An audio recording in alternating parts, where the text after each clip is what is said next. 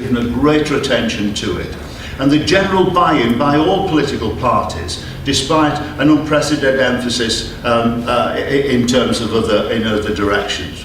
Leach was brilliant. UKCS's annual report just a year ago in May was absolutely brilliant.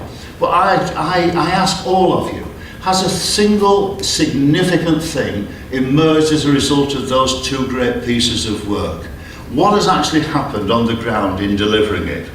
We have, as we've mentioned, the emphasis on qualifications as a proxy to skills continues to dominate this whole agenda. It allows what can be measured,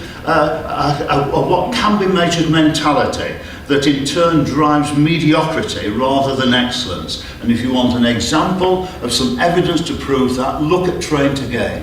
Look at the effect that £1 billion budget has actually had on the ground. And I tell you that I rest my case. I want to really push this point about education, not skills, for two reasons.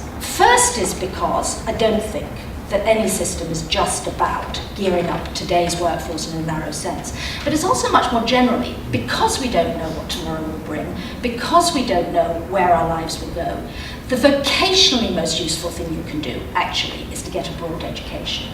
And this idea that we can specify exactly what the economy needs, tie it down through qualifications, build a vast bureaucracy which follows immediately from qualification targets, is what has got us into the mess we're in already. And with respect to Phil, I agree utterly that Train to Gain has been a terrible mistake and a terrible waste of money. I'm stunned that you think Leach was wonderful. Leach is all targets. Leach in the same paragraph says, we don't know what the future will bring, therefore we need several 100,000 of this particular sort of qualification. On qualifications has led to a system which responds not to demand from employers or from individuals, but to a government desire for tangible results.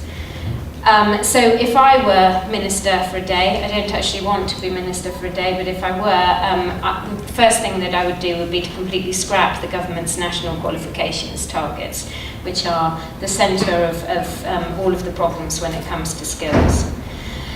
Train to Gain purports to be a response to market failure. Alison thinks that market failure isn't happening. I'm more inclined to believe that there probably is a need for employer subsidy, for subsidising employer training. However, of course, we don't want to subsidise training that employers would do anyway, which we'll get on to.